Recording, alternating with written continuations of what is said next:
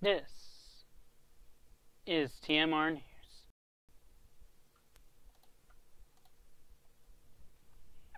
Good evening, ladies and gentlemen. Welcome to DC Unwealthy Heirs.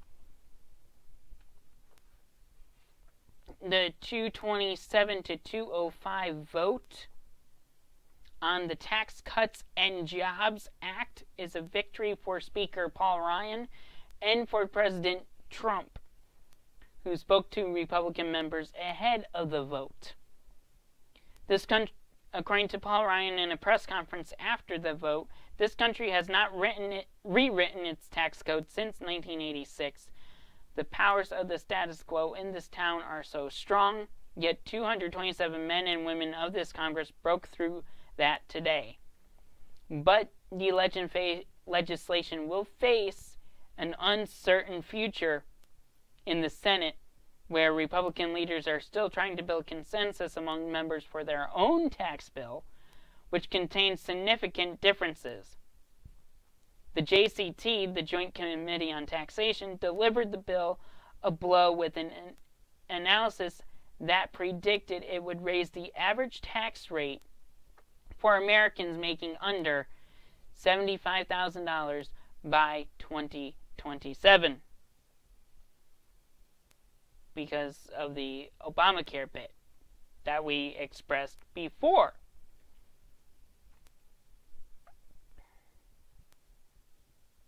So that is the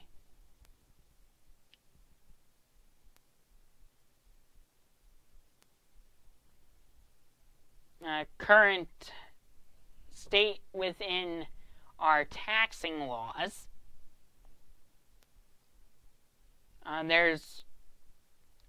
There's been a lot of sexual misconduct allegations between celebrities and politicians lately. The most recent will be Senator Al Franken.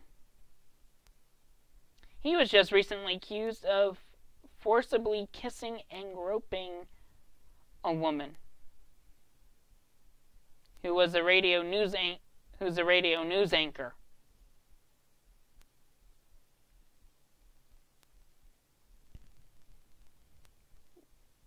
And this was before he became a lawmaker, so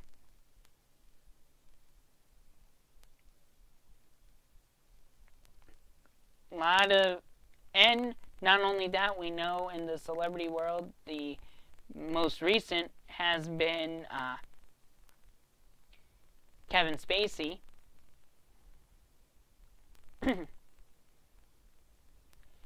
And we do have an update on that California shooting, Kevin Neal. Apparently he made his own rifles. According to police, Kevin Jansen Neal used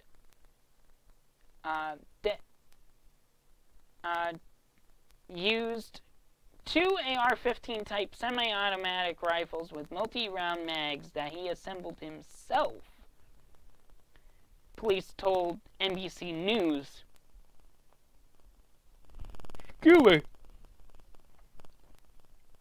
One of the high-power rifles was found outside the grade school in rural Rancho Tehama Reserve. The other lethal weapon was found at the spot where he was killed in a gun battle with officers.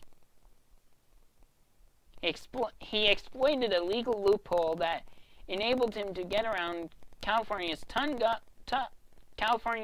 gun laws by ordering the parts for a weapon that is illegal in that state and putting it together at home.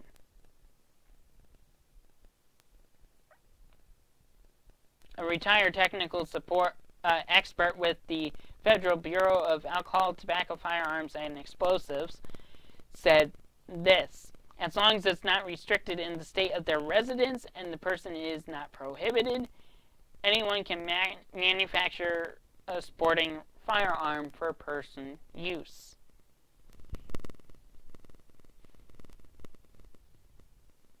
Unless specifically outlawed by the state, these firearms are not required to have a serial number.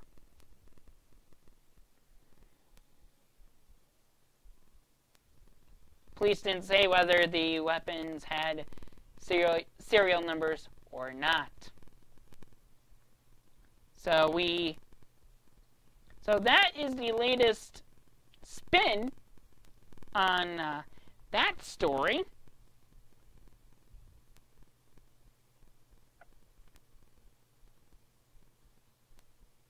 So we have that going on.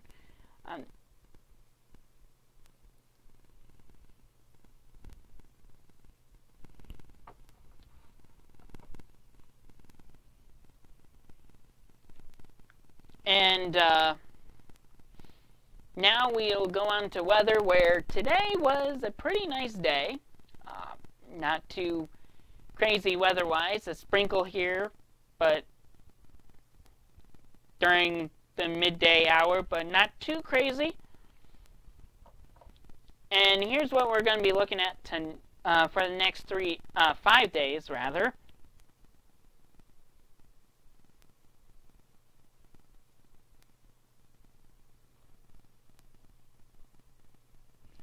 And we have only one day where it's not going to be the nicest, and that's going to be on Saturday, where we're looking at afternoon afternoon showers, rather. So it might affect some of the Patriot Bowl late games here in Phoenixville. Nationally, it shouldn't be too bad. Didn't even look at nationally, so those of you outside of the Phoenixville area, my fault. But here in Phoenixville, we're looking at sunny skies, high of 47 for Friday.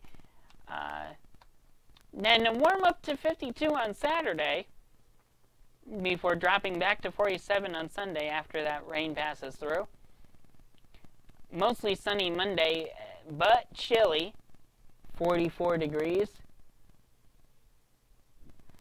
And then Tuesday, partly cloudy, 53 degrees. So it's going to be a good start to the Thanksgiving week, but it's going to get a little bit colder as we go into Thanksgiving. We'll have that, a lot more on that over the weekend as we approach. But we do have a lot of sports news to bring to you. I know that this is what most people are actually look forward to, is the sports, because it's not the same death and that the regular actual news brings. So here we go. For those of you who weren't watching the webcast or weren't even in the pit last night, or for those of you who don't sport but want to show school pride, here's how. Here's what you can do. The women's basketball team played last night against Penn State York in our pit, and they won in convincing fashion. They never lost the lead. They had the lead for all but 15 seconds when it was tied at 0-0. Penn State York lost 77-54 to Valley Forge. Janelle Brown brought down a double. She just averages a double-double a night. For her game last night, she had 18 and 18. I believe that's the correct stats. I will verify that accordingly as soon as I get to the actual box score, because I do not want to misquote. Janelle Brown, 18 points, 18 boards, 11 defensively, 7 offensively. Patriots were out rebounding everything was just going in Patriot favor last night.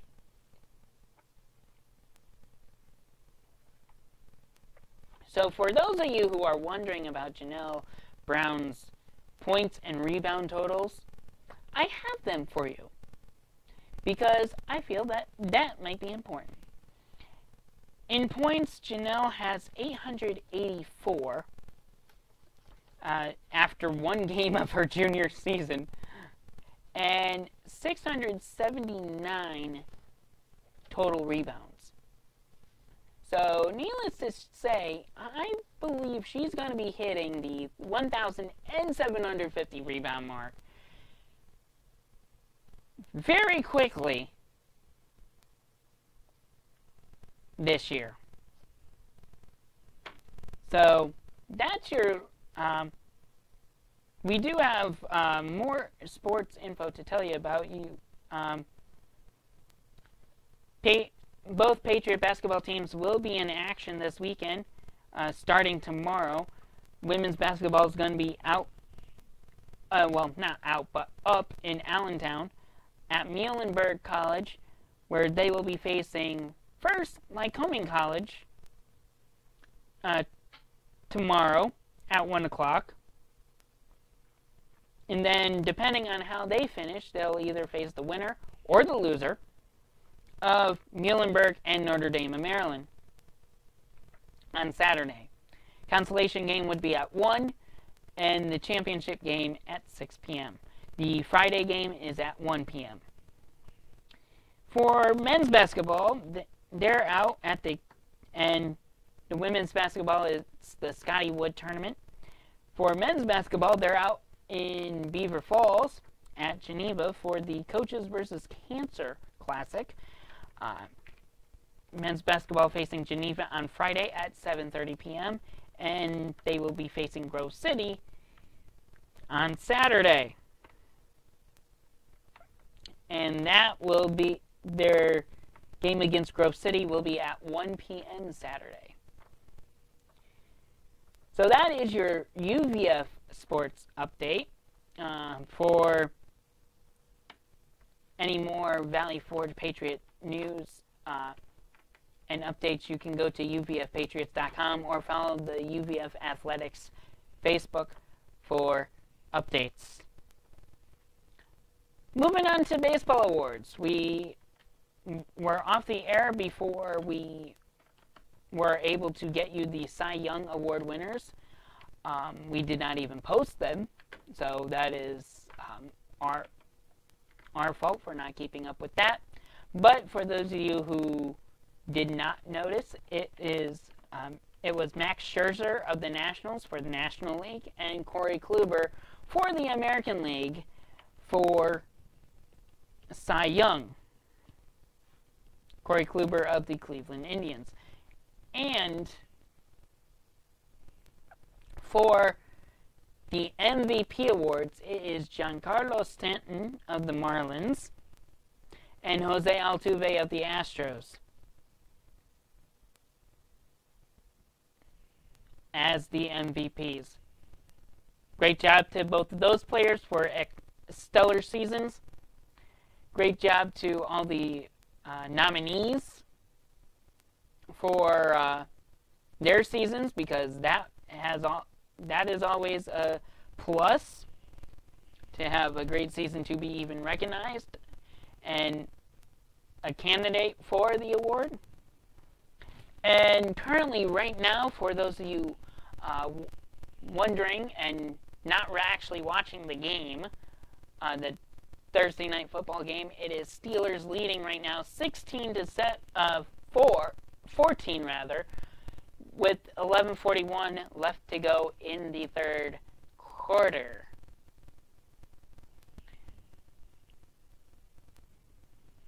So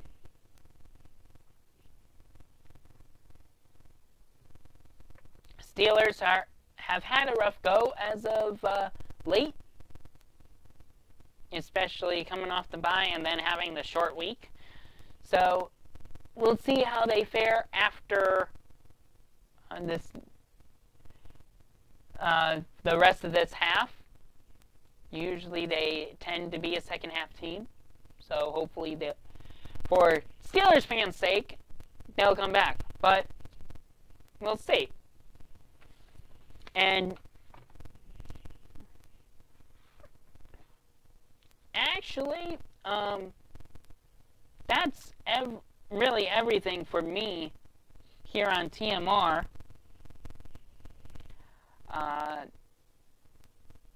So, have a wonderful evening, ladies and gentlemen.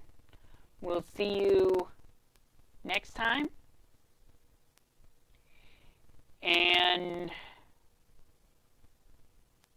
don't go too crazy on me, alright?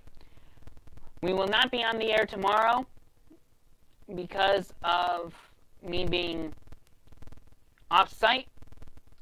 If I happen to bring the laptop, I may do a quick TMR, but we'll see. We'll see how my connection is and go from there. But it might be a little noisy. We'll work on that. For everybody here, Mikey Edwards, have a blessed evening. We'll see you next time.